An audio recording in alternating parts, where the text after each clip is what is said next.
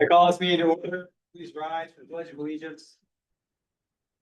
Pledge allegiance to the flag of the United States of America and to the republic for which it stands, one nation, under God, indivisible, with liberty and justice for all.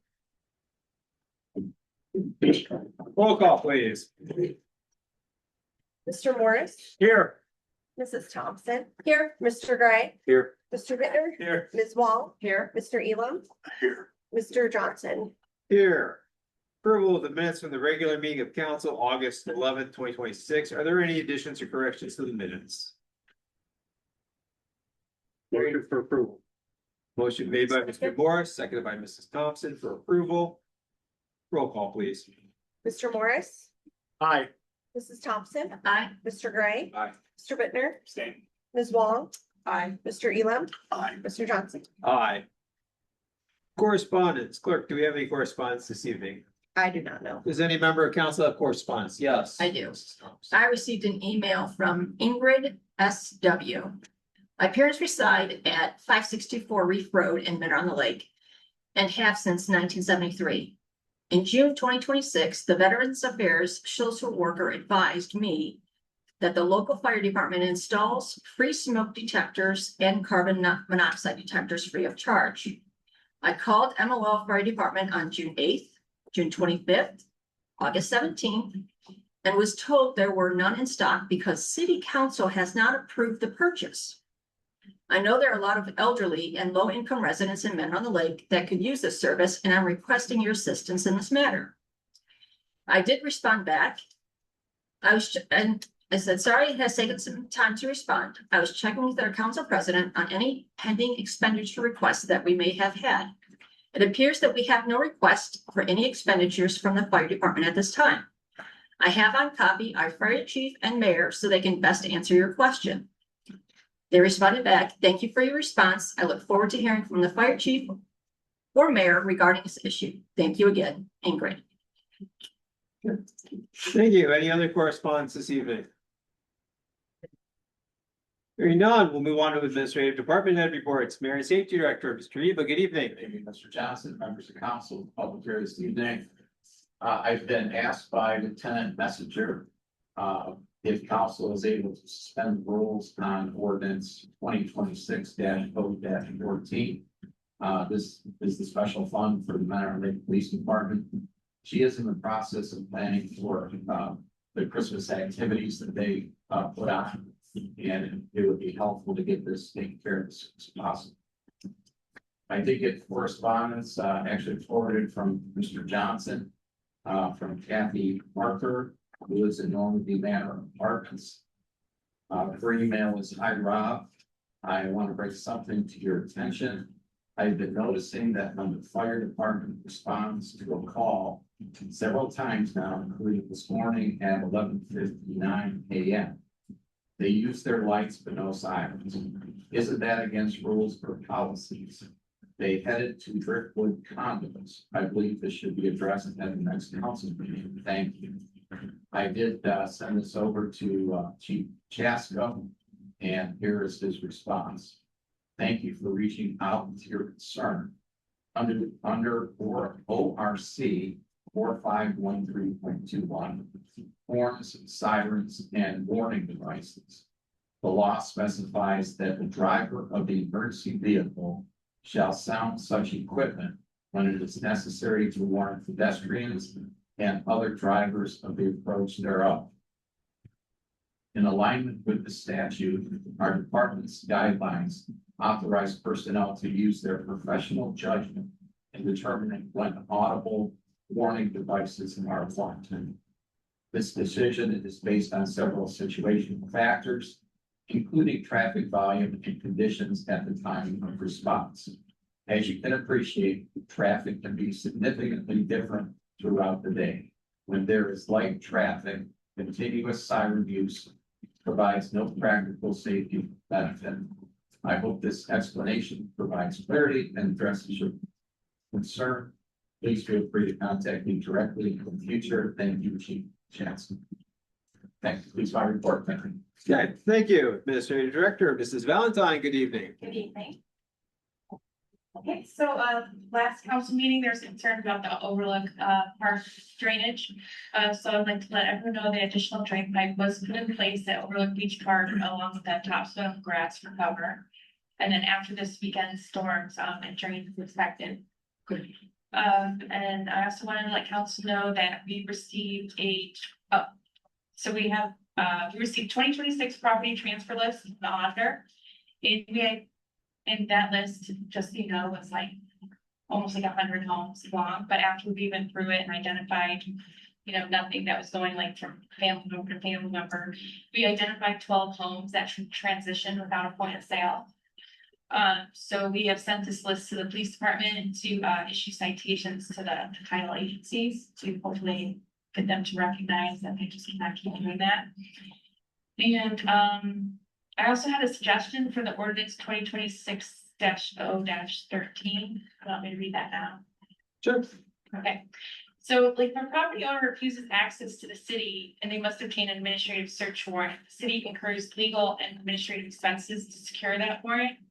Like however it's drafted, it appears like there's no corresponding consequence to the property owner who refused entry. So I was wondering if council would consider adding a provision that allows the city to recover the costs associated with obtaining and executing a warrant when those costs are incurred as a result of property owner's refusal to allow an otherwise authorized inspection. This would just help ensure taxpayers are not subsidizing enforcement actions made necessary by an individual's non-compliance. And resolution 2026-R28 is just a yearly renewal. And I would also like to announce that last week, the Ohio State Auditor's Liaison, Tina Ludwig, dropped off Metric on the Lakes, Ohio Auditor of State Award for Excellence in Financial Reporting in accordance with generally accepted accounting principles and compliance with applicable laws for fiscal year ending in 2025. The last time we received this, the city received this award was in 2017. Congratulations. Okay. Law Director, Mr. Zeman, good evening. Good evening, Mr. President, members of council, members of the administration, public. No specific report tonight. Obviously, you've got ordinance 2026-14 on your agenda that George Valentine and I working on that in order to basically plug a little bit of an accounting hole, as the temp messenger indicated. You've got a good problem, which is that your community is very generous, individuals and businesses. On the flip side of that coin is proper accounting, so that when these donations are received for some of the programs that the police department has been running, there's that moment in time where they become public property, whether it's funds, property, could be anything. And so the special fund then is to make sure that when restricted gifts of that nature are given, that because they are restricted in nature, they can't go to the general fund, and we currently don't have any fund in which to accept those types of donations. So this would allow them to go deposited in that fund, and then subject to appropriations and proper expenditure. And so then these various programs, if they're going to be funded from that special fund based on those restricted donations, you've got proper accounting for that. So it's an important housekeeping item. And we certainly encourage council to adopt that, because again, the community is very generous, and some of these programs as well, I think it has some nuts and bolts in terms of equipment and other things for the police department. I don't know that all gifts are specifically restricted. Some gifts may just be, hey, here's some money, and I hope you use it for whatever. That would be an unrestricted gift of going to the general fund. But I think that it seems pretty clear that for some of these specific programs, people are donating specifically and solely so that those donations are for some of this special programming positions, say as food helpers and things. So that's the background for it, and certainly happy to answer specific questions as they come up in terms of speaking. Thank you. Good, thank you. City Engineer, Mr. Parker, good evening. Good evening. Just two quick things. One is the 2026 stormwater repair project should start around September 14th, at least that week. So we're going to start at Fern and Southland, so we can get the grass reestablished in the prime growing season, not the early season. Hopefully residents will appreciate that. And then, the contractor is also working on a price with Cedarwood. That section we're doing for change order. So he got those plans whenever we're with him today. We should have a price sometime this week to be able to submit that. And then that same week, we should also be starting patching of Lincoln. That small section that we're gonna do a trial basis on. So as that gets closer and we'll get confirmation from the contractor, we'll probably close Linden. So we'll try to get that up and let everybody know. That's it. All right, thank you. Questions of the administration? Yes. So on that, for the donations, I know the fire department does fulfill the booth for muscular dystrophy. Should we have some kind of account for them for that as well? So Or is that different? it's possibly different. The distinction, the real critical distinction is whether or not the funds are ever received under color of office. So I'll give an analogous, nothing that pertains per se to the cities that we're sort of having an academic discussion. Let's say me and some of the local law directors, we decided we're going to create the Lake County Law Directors Association. So it could be nothing more complicated than, getting together once in a while, but let's say we're a little bit more organized than that. And we decide we'd like to create a scholarship fund. We'll have dues, we'll accept donations, we'll do fundraisers, and we'll create a scholarship fund. Now, while that unincorporated association, has to be properly managed and be properly recognized as tax exempt and all those other things, nothing that we do in that association is an official capacity, even though we are who we are. So certainly, you can have a patrolmen's association, a firefighters association. They could be independent of their official duties and still carry on various types of fundraising activities and things of that nature. What they do outside of their official duties, even though they're recognized as being public employees of a specific type, is their business. The issue is, though, that on occasion, gifts and donations are made under color of office. In other words, I'm giving this to you to fund your specific official program. And well, in a million years, I would never accept a donation from somebody. The analogy would be someone said, hey, I want to give the law department and Better on the Lake this gift, and you can use it for legal research software or something like that. Well, we don't take it, but for purposes of the academic exercise, the moment that comes into my possession, it is public money, period.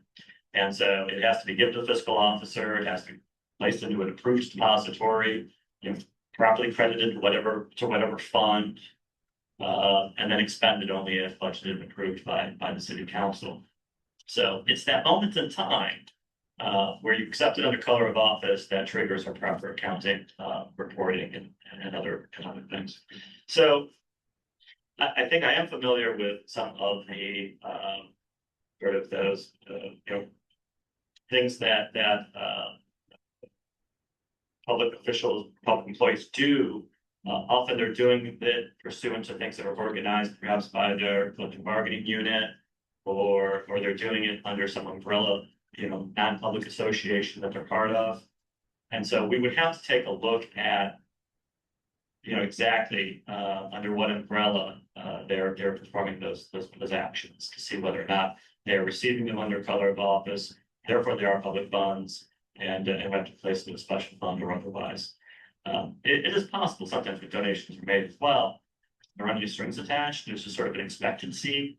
Like I know that the city needs something. I'm going to donate X amount of dollars to the city to help out. That could be an unrestricted gift donated to the general fund with the understanding that it's helping out, so to speak. More often than not, we see donations given to some specific program or police canine funds are a really common example. Often people will donate substantial amounts of money, even leave them in their wills or as beneficiaries in a trust, specifically for purposes of police canine fund. And so those funds can grow, utilized for that restricted purpose, pursuant to those gifts. On occasion, just to kind of finish the thoughts, or you may want to refuse a gift. Someone wants to donate to I'm the Lake Police Canine Fund, and, well, that's great, we appreciate that, but we don't have one, we never will, so we can't accept the gift. We would just, we don't have a fund to accept it into, thank you very much. By the way, we have some other needs, who knows, but, or, there may be other circumstances where a gift would be refused. What that might be. So, hopefully that answers the question. Other questions for the administration? Anyone? Hearing none, we will move on to board committee and commission reports. Parks and Recreation. So Parks and Recs met Thursday, August 13th at 6:30. I was unable to attend this meeting. When the minutes become approved, I will go ahead and send those to council to be added to it. All right. Thank you. Are there any other board committees or commissions that met that aren't listed here tonight? Hearing none, we will now open this portion of the public to speak. If you'd like to speak, please come to the lectern and state your name and address for the record. This is your opportunity to speak to council. It is not a back and forth with council.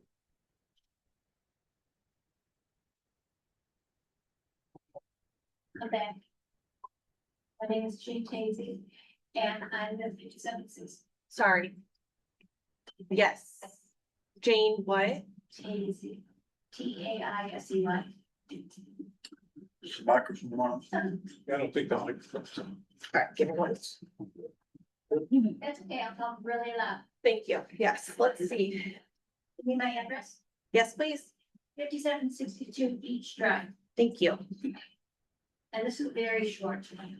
My journey started on May of 2025 when my neighbor put chickens in a shed without windows for 9 days.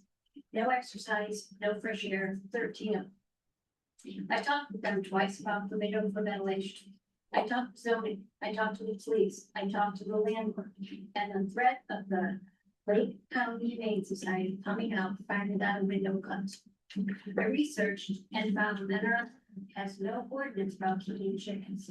Dogs and cats have ordinances, but chickens were grouped under the hoof animals that we are not allowed to keep. I went to ordinance meetings and I am so grateful for Jeannie and Kevin for taking this topic up. The ordinance is before you today for the first reading. And as my feeling is, when we see something, we say something. I saw something and I said something. So now it's up to this council. Thank you. Thank you. Anyone else wish to speak tonight? Hearing none, we will close this portion open to the public speaking and now move on to legislation for council. Ordinance number 2026-0-13, if you could please read it by its title. Ordinance number 2026-0-13, an ordinance enacting section 618.151 of chapter 618, part 6 of the codified ordinances of the city of Mentor-on-the-Lake, Ohio, the same being regulations for the keeping of chickens and ducks. Discussion. Yes. Mr. Vice President, may I offer a statement of introduction before we begin the discussion? Sure. Is that fair? Yeah, that's fine. All right, great, thanks. So as you've heard, with the background for this ordinance, the ordinance committee has spent many months researching the keeping of backyard chickens and best practices regarding small flock animal welfare. We reviewed many cities' ordinances and requirements for keeping chickens in residential areas that are not zoned or intended for use as farmland, and discussed how those might be adapted to suit our own community.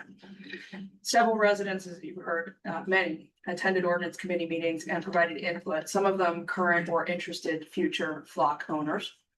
The mayor, administrative staff, police chief, and law director have all been allowed an opportunity to review and provide input during the process. I just wanted to point out that the highlights of this legislation include a municipal registration and site inspection process to ensure the provision of humane conditions for keeping of chickens and ducks. Minimum structure setbacks from property lines and maximum area limits, and a grace period for current flock owners to review their setup, make adjustments, and register with the city to come into compliance once this law takes effect. In summary, the proposal that's in front of you attempts to strike a suitable balance between residents who wish to keep backyard chickens or ducks for household use, the animals' well-being, and neighbors who may potentially be impacted by nuisance issues arising from such activity. We did take into account that laws are never one size fits all in any community, that Mentor on the Lake has a variety of lot sizes and configurations, and that simplicity is more readily enforced than laws with many variations or allowances for multiple circumstances. I hope you all agree that we found a way to accomplish this as fairly as possible. I and the other members of the ordinance committee would be happy to answer questions about the legislation or how we arrived at any part of it. We would appreciate your support of this work. Thank you. Thank you. Now discussion. Okay, with all due respect to the ordinance committee, and I think the zoning committee had some input on this as well. The only portion of this that I have a problem with is under section H, other requirements, required condition is about the height of the chicken coop or the enclosure, not to exceed 10 feet. Initially, when this came out, it was 6 to 7 feet, which from my research says for a flock of 6 chickens, 6 to 7 feet is more than adequate. Well, when I brought that up to the last ordinance committee, somebody brought up about, well, they could put auxiliary heat into that chicken coop. That to me is asking for more problems and adding to a problem with the fire department, because if you add heat, it could catch a fire. And asking people to run extension cords out to these chicken coops. I would rather see that put down to the original 6 to 7 feet. And I know it was done originally, I think, with the idea that somebody already had a coop that was 10 foot. Well, I don't believe that chicken coop is in operation anymore. So that's the only thing and my hat's off to the ordinance committee for drafting this. Because it was done very well. That's the only problem I've got with this. Oh, by the way, Jeannie, thank you for putting in about storing the food. Sure. I appreciate that. If I may, I'd like to address the suggestion about recouping costs for administrative search warrants. The consequence if someone refuses inspection is really that they're not allowed to register, and the registration won't be valid, and if they are keeping chickens, they're in violation of the ordinance, and there are consequences for being in violation of the ordinance, including not being registered. So I would think that if you are keeping chickens and you don't have a registration, and the reason you don't have a registration is you refused inspection of your site, that is sort of the consequence. We have misdemeanor charges for that. I believe if it's after the registration has been approved and we believe there may be a violation in progress and we need to search the property, is that, Mr. Zeman, correct me if I'm wrong, is that a different type of search warrant at that point? And I would think the costs are recouped however else you would if you need to get a criminal search warrant. Yes, the idea of you can't penalize consistent with Fourth Amendment, anyone's exercise to not consensually enter one century. And so and any type of fine or something that would be associated or some type of consequence, be it sanction of jail or what have you, monetary sanctions for refusing consensual entry would violate the Fourth Amendment, is what that's scrutiny. Where someone is found to be in violation of the law after lawful investigative measures are taken, you get your consequences as a result of a guilty finding and sentence. Court costs are often assessed to the individual as well. And so in terms of out of pocket, there really wouldn't be anything associated in that instance. Court costs. As for attorney time, I'm on salary, Mr. Burley's on salary. This would be fairly routine in terms of prosecution, so I don't believe it would fall on my judgment and the hourly agreement. And so I would not expect any additional under current, contract, I'm not expecting additional attorney's fees. The association should be required warrant for this, type of violation, just like you would for any other type of criminal property maintenance. Part of it. There's no incentive not to say no. And I can't go into somebody's backyard if they won't let me in their backyard, therefore I can't prove that you have chickens, and I can't prove that they're not registered for chickens that I can't see. So as we had discussed in some of our, preliminary conversations, it's pretty hard to hide evidence that you're keeping chickens. I don't think that it necessarily requires a search to find that there are chickens being kept there. If that is in violation of the code because that property is not registered with the city in an approved manner, you then go down the route of you think there's a violation in progress, you have a criminal search warrant, you go that way. This is really if someone is trying to become registered, but they don't want somebody on their property. Well, there's no way for us to approve a registration according to our humane and neighborly requirements. If the premises can't be examined, then the consequence is they can't be registered. And if they are keeping chickens, then they're in violation. So I'm not sure we would be in a situation where that would happen. And we know right now, there are 5 households, right? These 5, We think, we think, right? And the way this ordinance reads, there would be a 6-month grace period to get up to our specifications. Is that what's in there right now? Right, so we thought about the idea of what's commonly referred to as grandfathering existing coops. Except to what standard would you be grandfathering them since we have no current standard? Besides, it's kind of hard to justify not requiring every coop in the city to comply with humane conditions if that is a principal driver for creating this ordinance in the first place. But we did feel that it would be courteous to give current flock owners the chance to look at the law, figure out where they are and what they need to do to come under compliance and give them time to do that.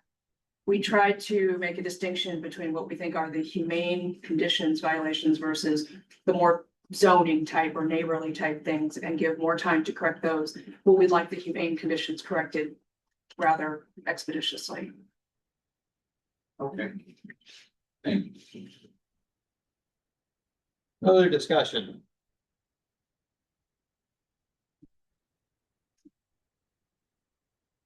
Okay, anything else on this tonight? So we'll go on to second reading. Ordinance number 2026-0-14, if you could please read it by its title.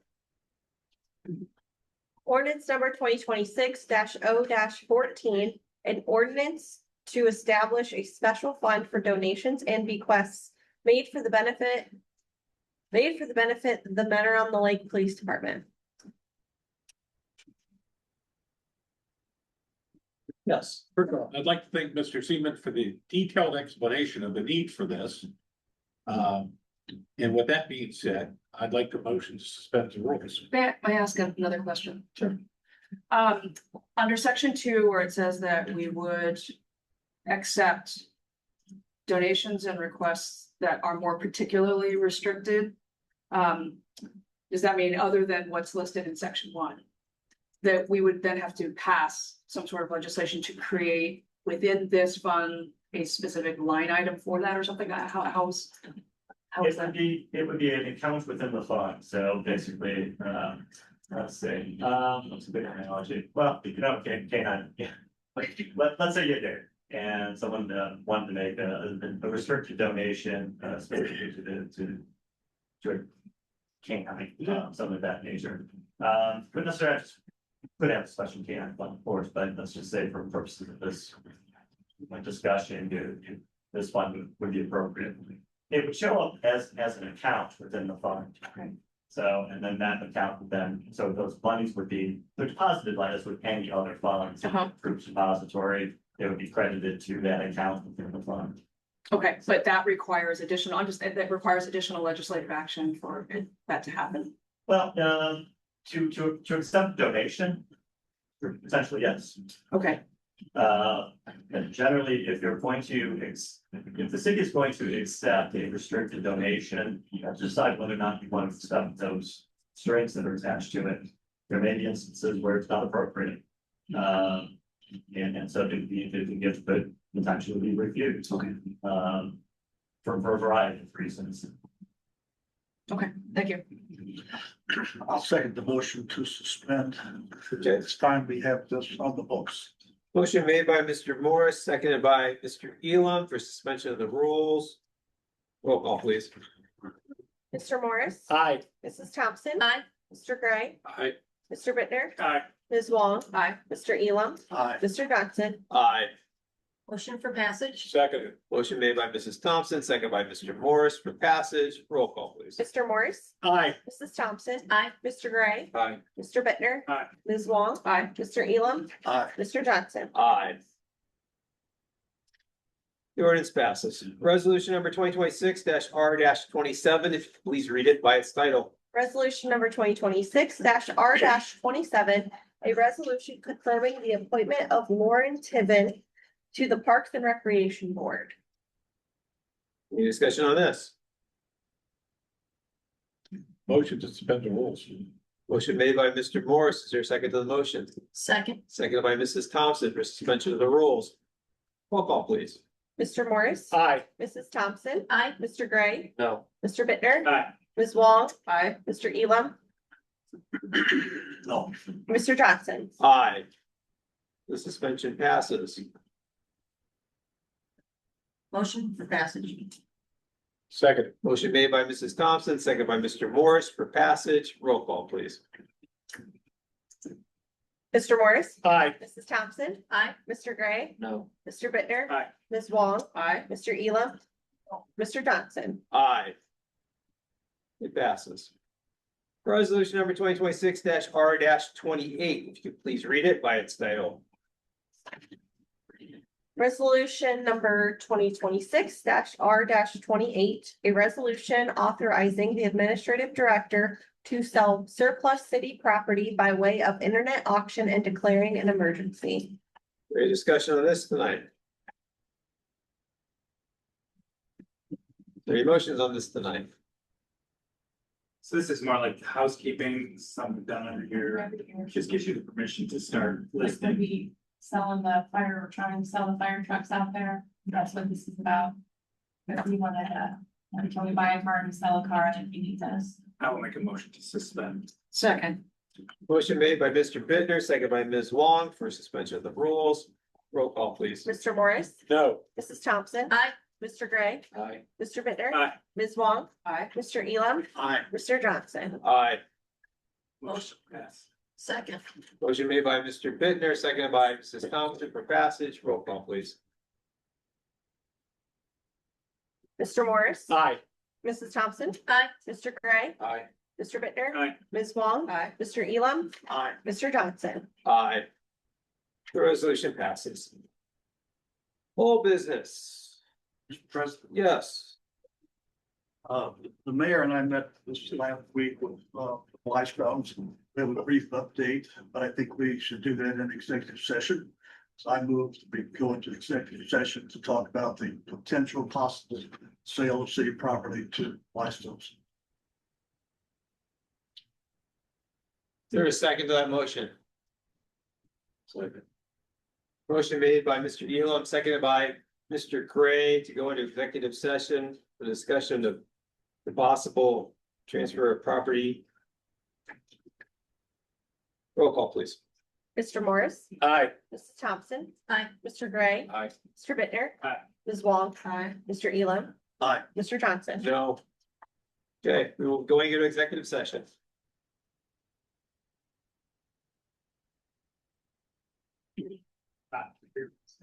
You won't be behind.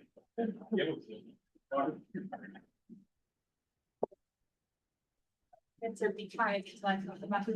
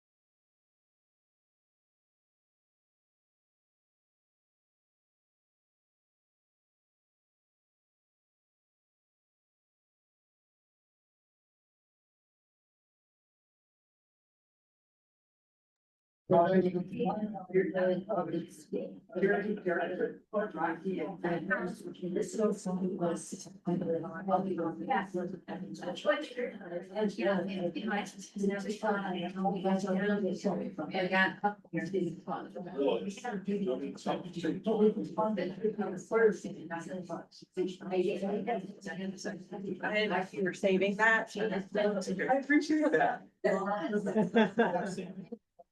Yeah. And I did it. I'll set a reminder for next meeting. Well.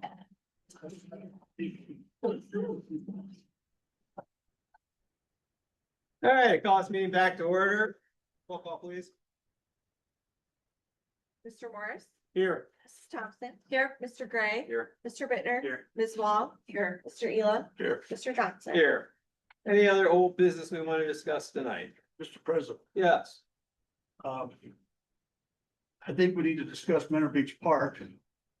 I've heard nothing about that since the first of the year. I don't know why we're not talking about it. Moving it forward to see where we at. Okay. How to proceed with it. I got a lot to say about that. That mainly I don't know why we're not talking about it. I will refer that to the finance committee to find the money to be able to afford Menor Beach Park. We're not gonna take that on. Why not? I don't want to. Why not? We need to find the money if we're going to do it. I'm not gonna take that on. It would be a situation for council as a whole. Not for finance, from my opinion. I don't know what these guys think about it. If they think the finance committee should do it, then that's up to them. But I'm not for finance. Council as a whole needs to discuss it. I think before we would set this to the finance committee, we would have to discuss as a whole whether or not it's something we're even interested in, number one. Okay, let's have a discussion right here, right now. Whether two, what we'd be willing to possibly go for. And I feel like that's what we should. Okay. Personally. I will say, I have talked to a couple of people over in Mentor, and they're Can you turn your microphone on? It's very soft. very interested in this property moving or possibly them selling it themselves. Obviously, we control zoning for it, but it's just something we should bring up, whether we go one way or the other. Okay. So my recollection is where we left this, we had discussions about potentially moving forward with a letter of intent and stating what our potential offer was, which is what Menor had asked of us, as well as potential stipulations. And at the time this was last discussed, we did not have a law director. So it did not move forward in January because we did not have a law director. If we're at that point, we have progressed through all of that. If we are still at that point, I think the details of that are negotiations that are subject to executive session rather than an open discussion, either at this table or in a committee of council. So like to make a motion to go into executive session and discuss it? Not tonight, but soon. Not tonight. Okay. Any other old business tonight then? Hearing none, is there any new business? Hearing none, we will now move on to open the public speak. If you'd like to speak, please come to the lectern, state your name and address for the record. Again, this is your opportunity to speak to council. It is not a back and forth with council.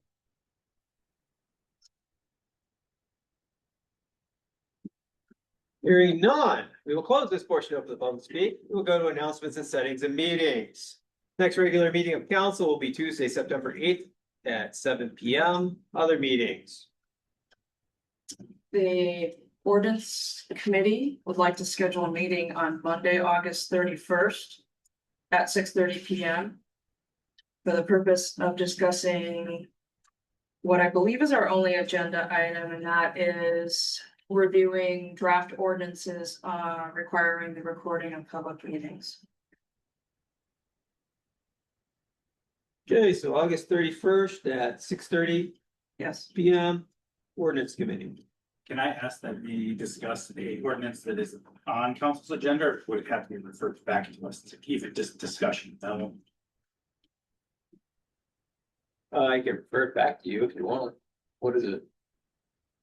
Ooh, the chickens on the height. Do you want to discuss that?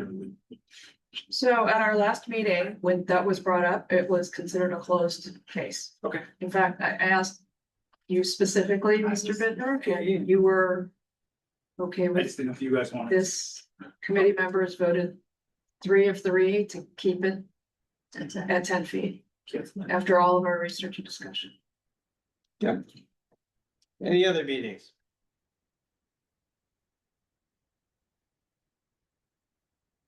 Hearing none. Motion for adjournment. Motion made by Mr. Morris, seconded by Mrs. Thompson. For adjournment, roll call please. Mr. Morris, Aye. Mrs. Thompson, Aye. Mr. Gray, Aye. Mr. Bittner, Aye. Ms. Wong, Aye. Mr. Elam, Aye. Mr. Johnson. Aye, we are adjourned. As you send that email now.